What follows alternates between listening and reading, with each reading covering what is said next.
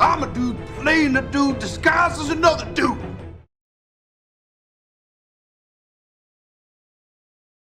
Well, this should be interesting. And, I think everything we do here is interesting. But this should be interesting. Because while I do love my high dollar, expensive, premium figures, I also ain't too proud to bootleg. And what we have here, my friends, is a Sentinel fighting armor Iron Man, completely legitimate Sentinel fighting armor Iron Man. And we also have here a completely illegitimate Sentinel fighting armor Iron Man. I think these run for roughly $90. I think that's what they retail for. I think I got this one. I think this was on sale at Amazon for about $60. Then I had another $25 gift card for giving blood. Look at them veins. Look at the blue veins, man. See, beautiful veins. They love my veins when I go to give blood. I'm sorry to share that with you. You probably didn't care, but which made it cost about $35, which, pretty good deal for a Sentinel armor figure. As you can see the box with him still in his cellophane. Nice little image of Iron Man on the box there. Iron Man, Marvel, bunch of stuff and some things that this guy can do. The previous Sentinel armor we had was the Black Panther, which was amazing. So I assume this one is going to be excellent as well. And here goes our glorious Sentinel armor bootleg Iron Man. No folding package. The box is a little bit on the beat up side. Similar things that he can do, I guess, similar to the back of this one, with nothing that says fighting armor or even Iron Man for that matter. So they're like, yo, dog, good luck. We're not even going to risk this one and put Iron Man on there.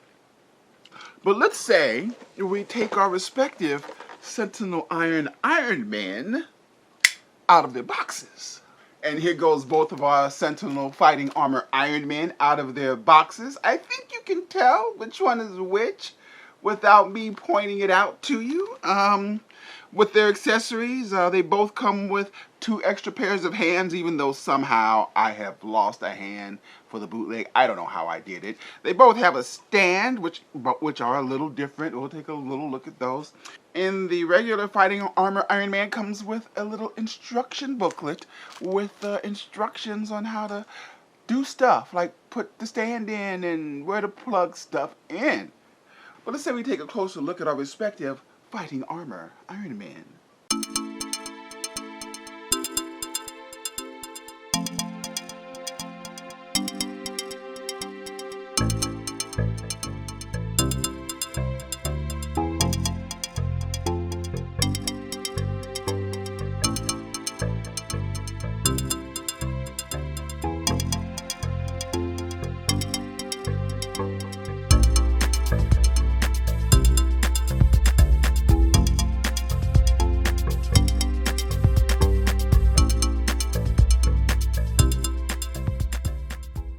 So first things first, I think simply by looking at them, I'm sure that you can see the deeper colors of the actual Sentinel fighting armor Iron Man as compared to the more muted colors of the bootleg. But other than that, they do look very similar until you actually touch them, because this sucker here is heavy because he is made out of a lot of die-cast metal. At least his lower half is die-cast metal. I know these legs I'm holding are metal. Whereas there's not a hint of metal to be seen on this plastic fella. Also, as you can probably plainly see with this guy, his midsection seems to be riding up into his upper torso there. I'm going to see if I can pull that down, unlike the midsection of our legitimate Iron Man here. So I managed to pull down this figure's midsection, which got me to playing with both of these figures. And you might as well go ahead and get this out of the way right now. These two figures are essentially identical, with the caveat being that one is of supreme quality and one is of low quality. But other than that, they seem almost identical. So let's take a look at the real fighting armor Iron Man. This thing, it's heavy. It has die-cast metal. Pay attention to his arc reactor, which seems to have some kind of gem in the center. It has these crazy smooth double jointed knees.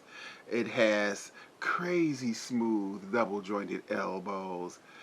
Fantastic articulation. Now, it seems like the Black Panther fighting armor had these hips that dropped, which allowed you to kick out a little bit more. This one doesn't seem to have that, for whatever reason. It has these flaps on his foot, which you lift up and allows you to move the foot up and then put the flap back down. It has these flaps on the back, which go up and expose more gem arc reactors on the back of the legs, on the back of the calves, on the sides, on the elbows, on the forearms, bicep cut swivels, thigh swivels, supreme articulation. 3 sections here for the midsection, upper chest, middle chest, lower waist. Yeah, it is a marvel, and it looks great, and it feels great. It is an amazing action figure. Of course, it should be. It retails for $90. It should be a very, very good action figure, and it is. It is amazing. It is practically a work of metal and plastic art, this guy. Ugh. I think I said the same thing about the Black Panther fighting armor. If you're going to put this thing on a metal shelf, make sure you get it securely. The last thing you want is this thing to fall over because it will break something, because it is made out of metal. Now this guy here, let's talk about our, oh shit, Batman. Batman just collapsed at the thought of us touching this guy. Now here's the thing about this bootleg. It can do everything that the real one can do. It has buttery smooth double jointed knees, stiff but smooth double jointed elbows. It too has the feet which come up and allow the ankle to swivel up or down as you so choose, and comes back down. It too has the flaps on the back. They're a little bit harder to get to and raise up and down than the original, but they're there, plain as day. They are there.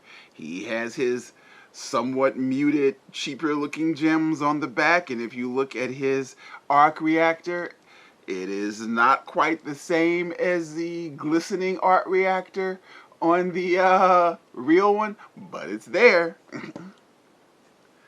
Put that back down. It has, and of course, this will fall out on you on occasion. You just have to slide it back in carefully so you won't break it.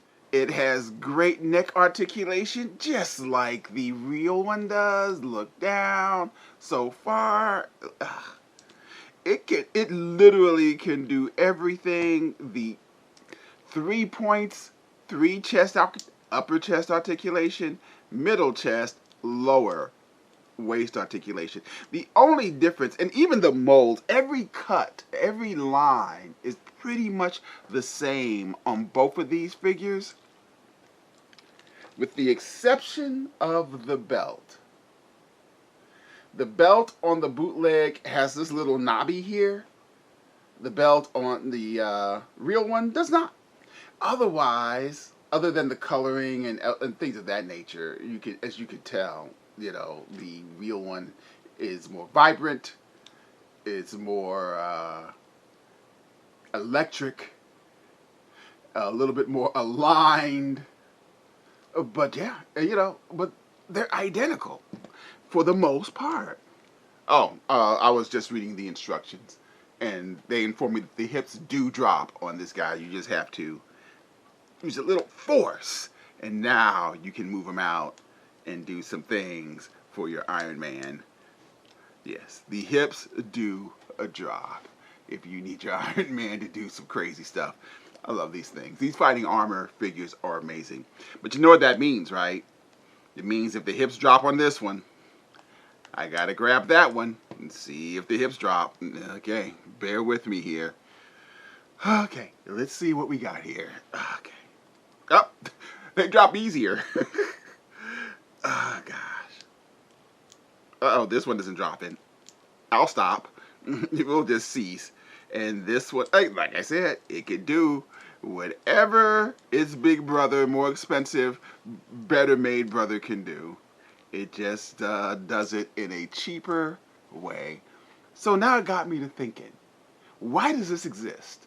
Why and how did whoever made this figure make this figure? My thought is that whatever mold went into making this figure had to have been the same mold that went into making this figure. Because other than the little knobby on the belt, they are identical. Now, what you can't see, you can see the colors, but what you can't see through the camera, what I can feel, is simply the quality. This guy here, chef's kiss. He is of highest quality. He is truly, I said this about the Black Panther one that I have, one of the highest quality, tightest, most well-made action figures I've ever owned. He is amazing, similar to my Black Panther fighting armor. This guy here, he feels cheap. He feels cheaply made. He feels more cheaply made than a Marvel Legends figure. But a Marvel Legends figure cannot do the things that this figure can do. It cannot do all of the articulation and all of the things that this rather cheaply made figure can do. I don't know what to tell you, quite honestly. Even the stands, they're the same, but they're different. They're both SV stands. This is a real SV stand. This is a bootleg SV stand with none of the acrylic touches. But I assume they operate the same. Again, I don't know why this thing exists, but it does everything that you would want it to do, similar to this one. This is a $90 figure, and it is worth it. This is a $20 figure, and it is worth it. So, you know, if you don't want to blow 90 bucks on the, or whatever you can get it for, I don't know what it's going for now on the markets, but if you don't want to spend the high dollar for this figure, then, you know, I think on AliExpress, before tariffs start kicking in, you might want to run out and get this one. It's not a high quality figure. I'm telling you, it is not a high quality figure. Be careful. But from a distance,